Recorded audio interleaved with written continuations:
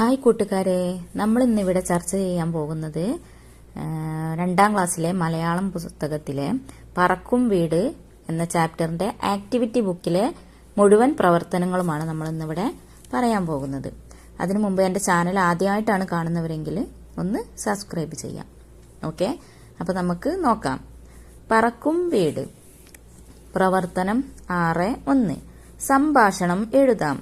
നാടു കാണാൻ ഇറങ്ങണം. പക്ഷേ എങ്ങനെ പോകും? എനിക്ക് പറക്കാൻ ചിറകുകളില്ലല്ലോ. ആരാണ് സഹായിക്കുക? കുഞ്ഞുവീട് സങ്കടപ്പെട്ടു. കുഞ്ഞുവീടിനെ സഹായിക്കാൻ അപ്പോൾ ഒരു കാറ്റ് വന്നു. അവർ തമ്മിൽ എന്തൊക്കെയാവും പറഞ്ഞിട്ടുണ്ടാവുക? കുഞ്ഞുവീടിനെ കൊണ്ടുപോകാൻ കാറ്റാണ് വന്നതല്ലേ? നമ്മൾ പുസ്തകത്തിൽ വായിച്ചിരുന്നല്ലോ. അപ്പോൾ ഈ കാറ്റും കുഞ്ഞുവീടും തമ്മിലുള്ള ഒരു സംഭാഷണം എഴുതാനാണ് പറഞ്ഞിരിക്കുന്നത്.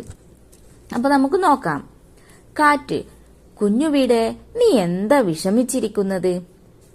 കുഞ്ഞുവീട്: എല്ലാവരും എന്നെ തനിച്ചാക്കി ഓരോ വഴിക്ക് പോയി. എനിക്ക് യാത്ര ചെയ്യാൻ കഴിയില്ലല്ലോ. പറക്കാൻ ചിറകുകളുമില്ല. കാറ്റ്: പറക്കാൻ ഞാൻ നിന്നെ സഹായിക്കാം. വീട്: എന്നാൽ ഞാൻ നിന്റെ കൂടെ വരാം. അപ്പോ അങ്ങനെയാണ് എഴുതേണ്ടത്. അപ്പൊ നമുക്ക് 2ാമത്തെ പ്രവർത്തനം നോക്കാം. 6.2. കണ്ടെത്തി എഴുതാം, അഭിനയിക്കാം. നാടു കാണാൻ ഇറങ്ങിയ കുഞ്ഞുവീട് കാറ്റിന്റെ ചിറകിലേറി പറന്നു നടന്നു. പല പല കാഴ്ചകൾ കണ്ടു. ധാരാളം ആളുകൾ ചേർന്ന് ഒരു വീട് പണിയുന്നു. വീട് പണിയുമായി ബന്ധപ്പെട്ട തൊഴിലുകൾ എഴുതാം, അഭിനയിക്കാം. അപ്പോ കുഞ്ഞുവീട് കാറ്റിന്റെ തോളിലേറി ഒരുപാട് കാഴ്ചകൾ കണ്ടു അല്ലേ? അപ്പോ ഒരു വീട് പണി നടക്കുന്ന സ്ഥലത്തിലൂടെ പോയിരുന്നു അല്ലേ? അപ്പോ ആ വീട് പണിയുമായി ബന്ധപ്പെട്ട ജോലികൾ എന്തൊക്കെയാണെന്നാണ്, തൊഴിലുകൾ എന്തൊക്കെയാണെന്നാണ് നമ്മൾ എഴുതേണ്ടത്. നമുക്ക് നോക്കാം. തറപ്പണിക്കാർ, എഞ്ചിനീയർ, ചുമർ പണിക്കാർ, തേപ്പ് പണിക്കാർ, പെയിന്റ് പണിക്കാർ, ആശാരിമാർ, വയറിംഗ് പണിക്കാർ. അപ്പൊ നമുക്ക് 3ാമത്തെ പ്രവർത്തനം നോക്കാം. പ്രവർത്തനം 6.3. ക്രമത്തിലാക്കാം. വീട് നിർമ്മാണത്തിന് ഒട്ടേറെ ഘട്ടങ്ങളുണ്ടല്ലോ. അവ അന്വേഷിച്ച് കണ്ടെത്തി ക്രമത്തിൽ എഴുതാം. ഒരു വീട് നമുക്ക് നിർമ്മിക്കണം എന്നുണ്ടെങ്കിൽ വെറുതെ വീടാകത്തില്ല. അപ്പൊ അതിന് ഒരുപാട് പണികൾ പൂർത്തിയായാലേ ഒരു വീട് അതിന്റെ ഭംഗിയിൽ കിട്ടുള്ളൂ. അപ്പോ വീട് പണിക്ക് എന്തെല്ലാം ഘട്ടങ്ങളുണ്ട് എന്നാണ് നമ്മൾ എഴുതേണ്ടത്. അപ്പൊ നമുക്ക് നോക്കാം. കുറ്റിയടിക്കൽ, തറ കെട്ടൽ, തറയിൽ മണ്ണ് നിറക്കൽ, കട്ടിള വെക്കൽ, ചുമര് കെട്ടൽ, ജനൽ വെക്കൽ, മേൽക്കൂര കെട്ടൽ, ചുമരിൽ സിമന്റ് തേക്കൽ, തറയിൽ ടൈൽസ് ഇടൽ, വാതിലും ജനലും പിടിപ്പിക്കൽ. അടുത്ത പ്രവർത്തനം നോക്കാം. പ്രവർത്തനം 6.4. വരക്കാം, നിറം നൽകാം. നാടു കാണാനിറങ്ങിയ കുഞ്ഞുവീട് കാറ്റിനൊപ്പം പറന്ന് നടന്ന് കാഴ്ചകൾ കണ്ടു. പുഴകൾ, പച്ചവിരിച്ച പാടങ്ങൾ, പട്ടണങ്ങൾ, പലതരം വീടുകൾ. കുഞ്ഞുവീട് കണ്ട കാഴ്ചകൾ വരക്കാം, നിറം നൽകാം. അപ്പോ ഇവിടെ എന്താണ് വേണ്ടത്?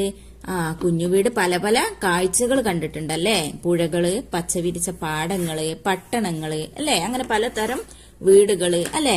അപ്പൊ അതെല്ലാം എന്റെ മക്കൾ എന്ത് ചെയ്യണം? ഇവിടെ നല്ല രീതിയിൽ, നിങ്ങൾക്ക് പറ്റുന്ന രീതിയിൽ വരച്ച് നല്ല ഭംഗിയായിട്ട് നിറം നൽകണം. അടുത്ത പ്രവർത്തനം നോക്കാം. പ്രവർത്തനം 6.5. ക്ഷണക്കത്ത് തയ്യാറാക്കാം. മൈലാഞ്ചി മലയിലെ കുരുവിയുടെ ഗൃഹപ്രവേശനത്തിന് തയ്യാറാക്കിയ കത്ത് വായിച്ചല്ലോ. യാമിയുടെ പിറന്നാളിന് കൂട്ടുകാരെ ക്ഷണിക്കാനായി ഒരു ക്ഷണക്കത്ത് തയ്യാറാക്കാം. അപ്പൊ നമ്മൾ ടെക്സ്റ്റ് ബുക്കിൽ തന്നെ ഒരു വർക്ക് ചെയ്തിരുന്നു അല്ലേ? കത്ത് തയ്യാറാക്കല്. അതുപോലെ യാമിയുടെ പിറന്നാളിന് കൂട്ടുകാരെ ക്ഷണിക്കാനായിട്ട് ഒരു ക്ഷണക്കത്ത് തയ്യാറാക്കാം. അപ്പൊ നമുക്ക് നോക്കാം.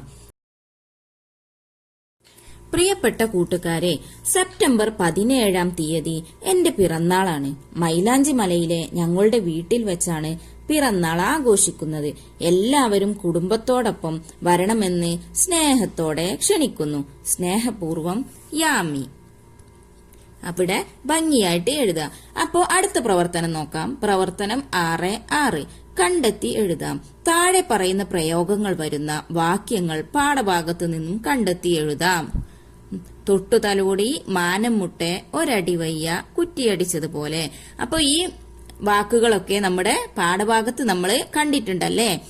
ഈ വാക്കുകൾ വരുന്ന സെന്റൻസ് ഏതാണെന്നാണ് ഇവിടെ എഴുതാൻ പറഞ്ഞത്. ആദ്യത്തേത് നോക്കാം. തൊട്ടു തലോടി. കുഞ്ഞു വീടിനെ തൊട്ടു തലോടി കൊണ്ടുവന്ന കാറ്റ് പറഞ്ഞു. അല്ലെ? മാനം മുട്ടെ. മാനം മുട്ടെ ഉയർന്നു നിൽക്കുന്ന സൗധങ്ങൾ. ഒരടി വയ്യ. ഇനി മുന്നോട്ട് ഒരടി വയ്യ. കുറ്റിയടിച്ചതുപോലെ. ഞാൻ മാത്രം ഇവിടെ ഇങ്ങനെ കുറ്റിയടിച്ചതുപോലെ. അപ്പോ കുറച്ച് പ്രവർത്തനങ്ങൾ മാത്രമേ ഉള്ളൂ. എന്റെ കുഞ്ഞു മക്കളെ നോക്കിയിട്ട് എല്ലാം നല്ല ഭംഗിയായിട്ട് എഴുതി പഠിക്കുക. അപ്പോ ബായ്. അടുത്ത ക്ലാസ്സിൽ വീണ്ടും കാണാം.